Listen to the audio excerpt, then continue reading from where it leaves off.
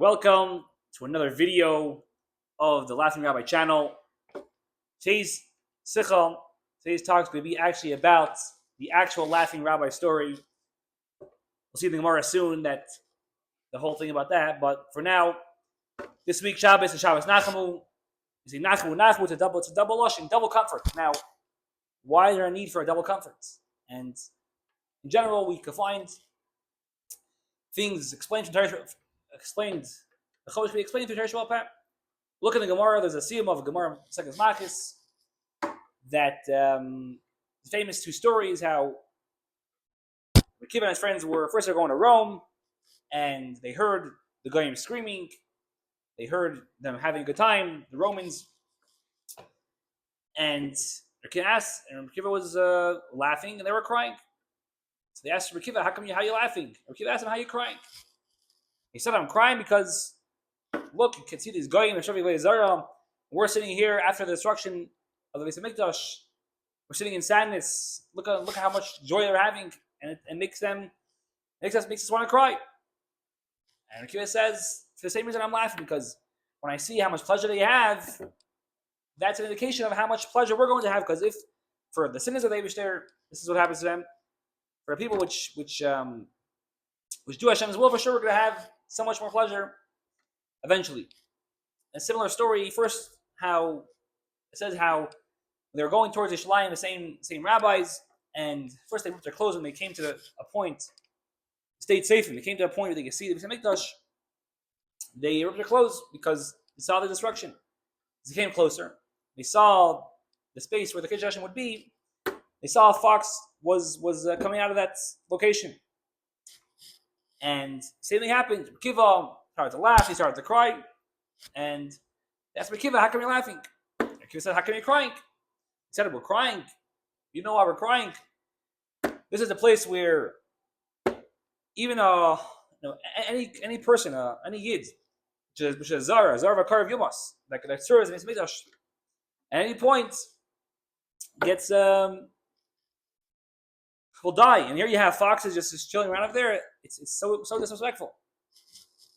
And Akiva says, for the same reason I'm laughing. For there's two prophecies. One's about the destruction. One's about the Gula. When I see the first prophecy is being fulfilled, which is what, that the Beis Hamikdash will turn into a plow field, and the fox going there is an indication that it's looking at it, you see the deserted area. This is an indication that the second prophecy of redemption is going to come to.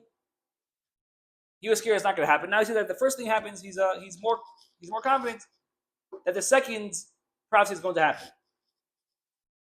And on the spot, they told him, Akiva Lechamtanu, that they're confident from Akiva. Now, it's a very strange story. Like, there was asked tons of questions over here. What are the questions? Number one,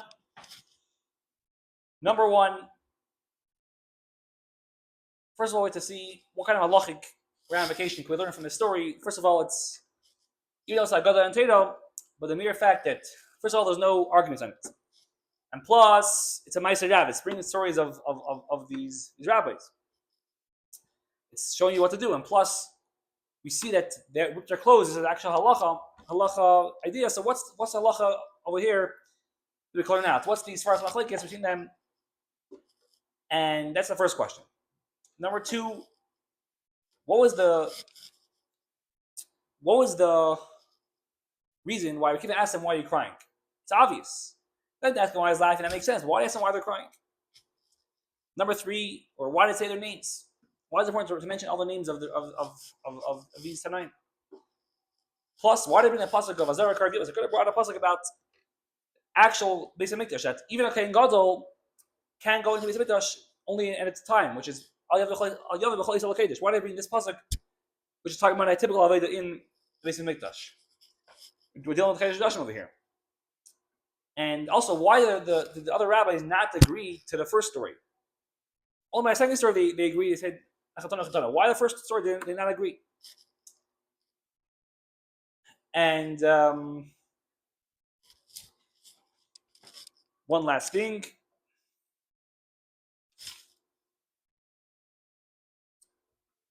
So what's the idea of double washing, of double?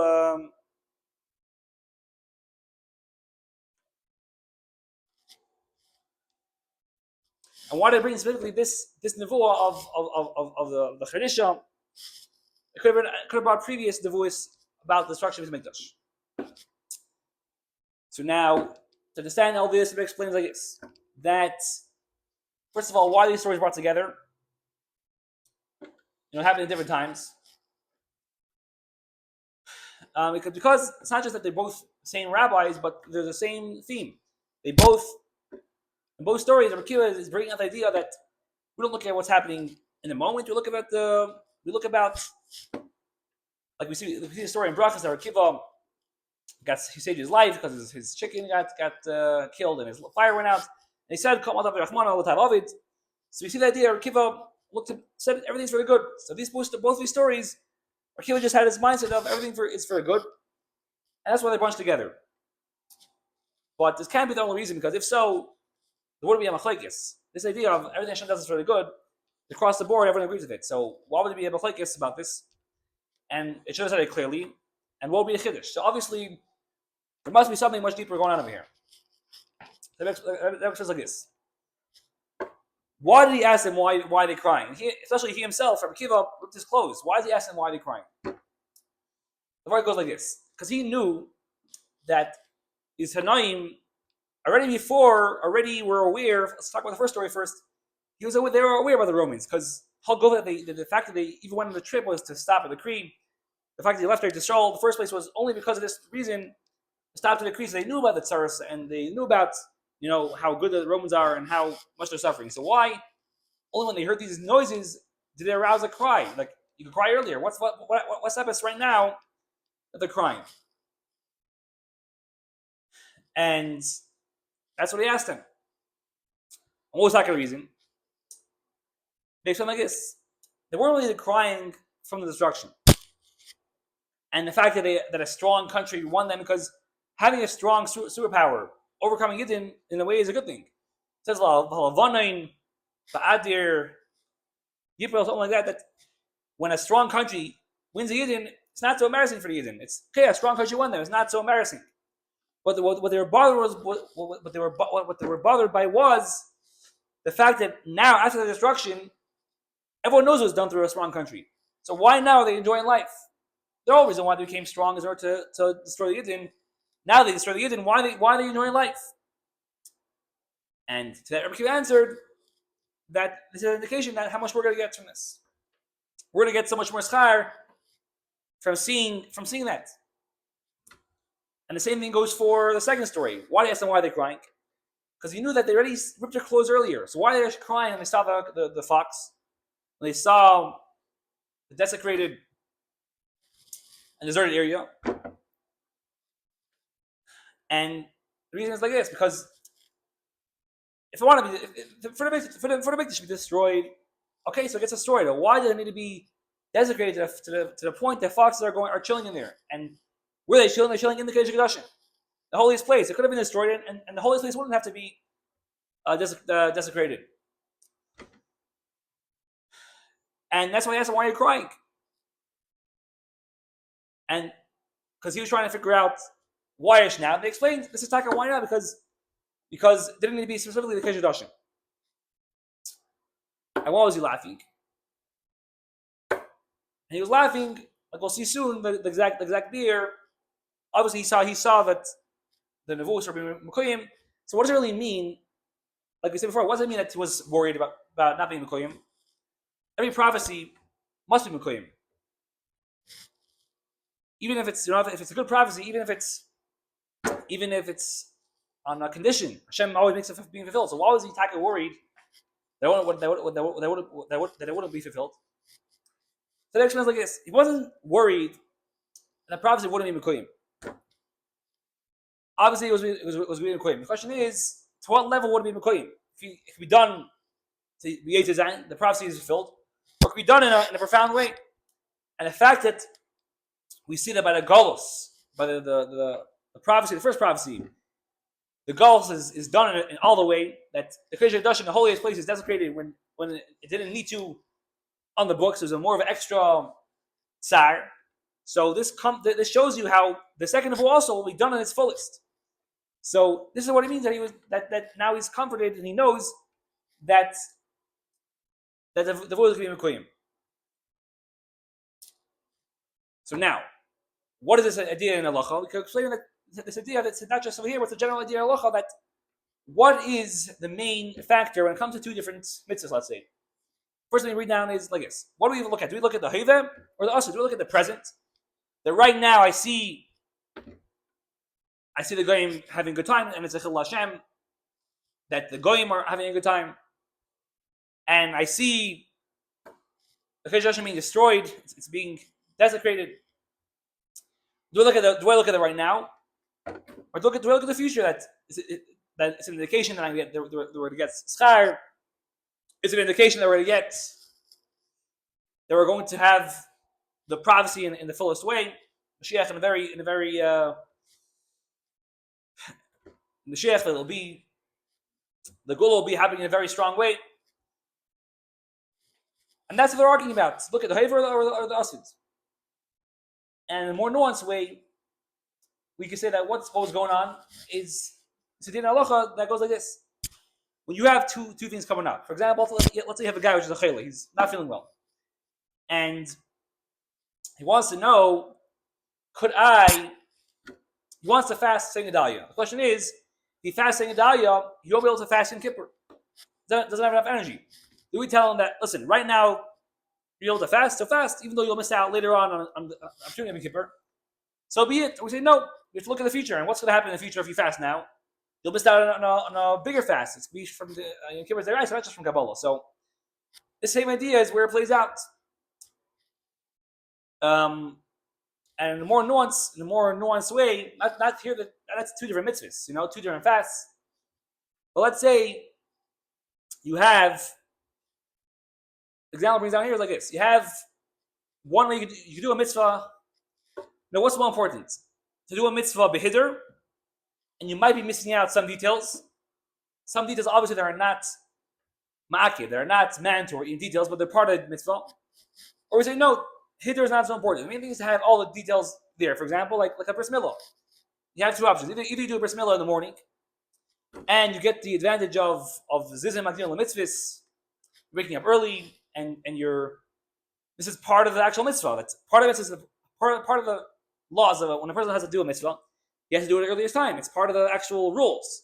Now, if you don't do it, it's not ma'akir. It's not going to make the bris not kosher, obviously. If he waits down to do it later in the afternoon when he has a bigger crowd, but hadas melech is just a hiddur. It's not an actual mitzvah. It's not part of the details of the mitzvah. So what's more important? So it's the same idea. But do we look at making sure you have the details, or do we care about the hiddur? So here too, it's a similar idea. When we see the chil Hashem from the Romans, chil Hashem of the Mikdash, do we say that the main thing here is that right now I'm missing out on chil Hashem? I'm missing out on the idea of Hashem being sanctified is being mechulel. There's a problem with chil Hashem, even though later on something good will come out of it. But yet, even though a hiddur will come out later, a hiddur that the Hashem will be in a greater way, it's not important right now. Right now, I'm focusing on the what's important is that I'm missing out on the mitzvah. According to the Akiva, no. I care about the mitzvah. I care about the fact that I see the B'Seish being destroyed. I focus on the outcome. I focus on the hiddur, that because there'll be such a Hashem later on. So right now, I'm not focusing on the small. I don't care about missing out the small detail, and that's machlekes between them. So now we have to understand. So why do I bring two stories, or why do I bring three stories? What's so we're explaining the chiddushim of over each other. First story of Kol Bar David Achmona, and the idea of hiddur mitzvah or the details of the mitzvah, hayva asid, and finally to our last beer, why is the second story much better, and why they're double ocean by a second story. So the Rashar explains that why there are two lashenis by why they're double ocean and chatanu. It's because it's going on both stories. Rebbe disagrees with this. Rebbe says no. That we'll see in a second that they act him like this. The first story, the story of the Romans, the Rebbe explains that it's greater than the story of the Gemara brought us about the chicken and the fire. Because over there, the chicken and the fire and the chicken, what was happening was that something bad happened. He lost his donkey, he lost his fire. And because something bad happened, he saved his life. So something bad happened. Something good came out of it. But the Taka twos everything is something good and something bad. The story of the Romans, what's a greater? What's greater is that it's a shtickle.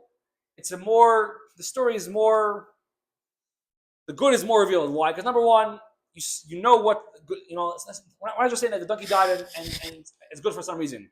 I know there is a reason that if the grain are getting such good, where they get so good, I know what the good is, what kind of good I'm going to be getting with the erech. And second detail is that it's a tetzah from the actual situation. That double checking.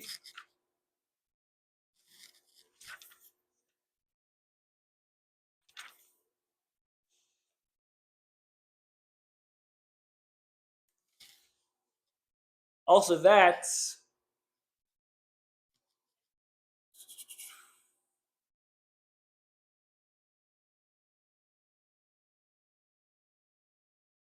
Rome by the Romans.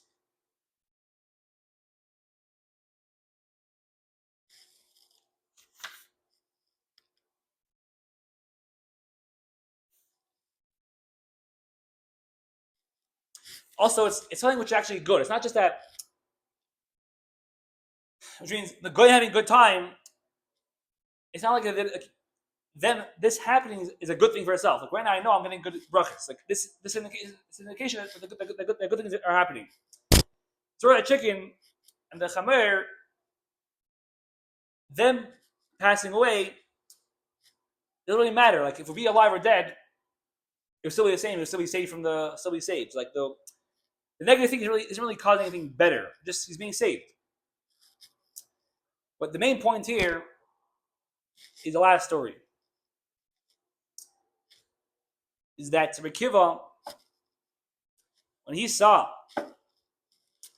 the village being destroyed, like I said earlier, that why bring that pasuk of Ayavi b'chol eis? Why bring the Azar v'karv Yomas? We're trying to show how it's Chil Hashem for Yidden. That every single Yid, even Kohen Gadol is called a Zar. Every single Yid is going to Beis Hamikdash is be called a Zar, and can go into Beis Hamikdash. And now a fox is going in, so we're not trying to focus on the Kedusha of Beis Hamikdash. We're trying to focus on the fact that Yid can't go in, and now a fox is going in. The point is like this. The main answer is like this. When Rabbi Akiva saw the desecration of the Beis Hamikdash, all he saw was the good.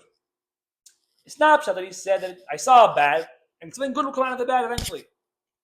Like, I see the guy having a good time, and I know something good will come out of it. No. Rabbi Akiva saw only the good. When he saw the destruction, he saw this being part of the part of the Golo. And that's why Rashbi brought down this nevuah of a Charisha. Why? Because the nevuah Charisha is a mashal showing you that just when you plow a field, it's not something that's being destroyed and it's being rebuilt. When something's being plowed, even if you're destroying the ground, you're really building it. If I'll ask you when the building starts, it started from the Zvia. Started from the Charisha. The Charisha is part of the plan. It's part of the rebuilding. So Akiva saw the destruction. He saw both nevuos as one exact thing, one same thing.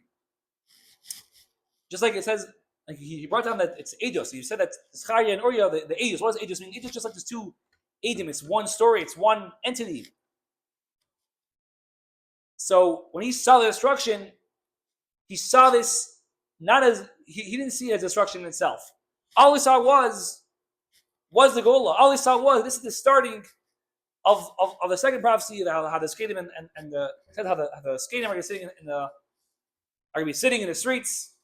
That it was to be done in the fullest manner, the most profound manner possible. And to this is where they agreed and they told him, Akiva. By the first story, they couldn't really agree with Akiva. That which means that they didn't agree with him.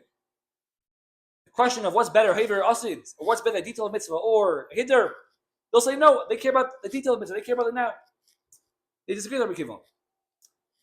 Or Akiva showed them no. And there Akiva didn't bring a pasuk. Akiva just said a svar, it wasn't a pasuk. But then when it came to the second story, Akiva brought a pasuk. He showed them from Teda that this is one Indian. This destruction is not something which something good could come out of it, but this itself is the good. This itself is part of the Geula. And to this they said a double lashon. Why double lashon? Why because number one, they saw it. They saw negativity. They saw the bchir. They saw the destruction. So first of all, there's a nechama for seeing that there's good coming out of it. That's number one. That this will bring to good. I'll bring the second Geula. But the why a double nechama is because this, not this good will come out of it, but this itself is the good. When I look at it, I itself will see the good. Even though in general in halacha there's someone, let's say someone's field got full of water. Right now I got a story. Even though eventually it's going to become good, it's going to become healthier and it's going to grow much more. Right now you see Baruch dynamics on the field. But here it's different, because over there it's something negative, something good comes out of it, the asid. But here, this itself is part of the. This itself is part of the golo. It's like the cherisha. That's why Dr. brought this mashal cherisha. And to talk about this, machlekes in the previous case, and what brought each Tana to come to explain what they held. This was based on their names. That the first two Tanaim, regular Yeshua, Elazar Azariah, and Rishmal, they were Kayin Levi Yisrael. So they all had the regular way of looking at things. They saw the destruction. That's what they saw. Or Akiva, he was Ben Gadim. So for him, he was able to transform and find the mitzvahs of Kedusha even in a goy, in a ger. He was Ben Gadim, and he himself.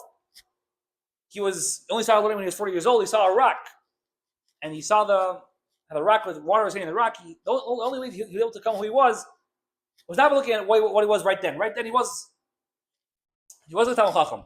Only for looking at the future. Only for being able to realize, and taking from the lowest places the highest issue. Only shaykh to Akiva, which was a Ben Gadim.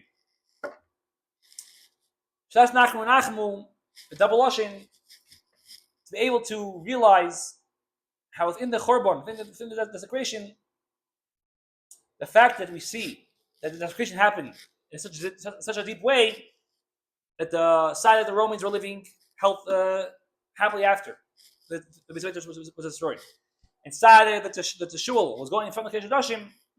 This brings out that we realize, that Akiva realized that the goal is going to happen also in the most profound way. The goal is going to happen. It's going to happen in the strongest way, and that's what he's happy about. That's what Mashiach comes. We're going to say Eitz Chalavai have to be.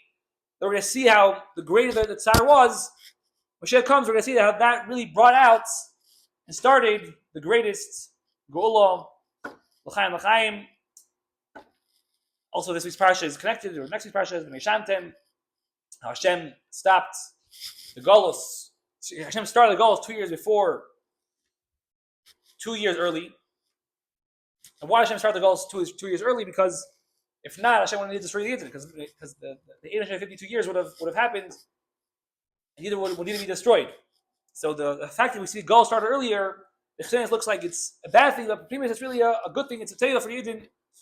So Chaim Achayim, Nachmu Nachamu, be comforted with the Gula Asida Bashleim Bakarev, the Poyel, the Zenzich, the Zem Lamata, the Higalenu, Chaim Achayim.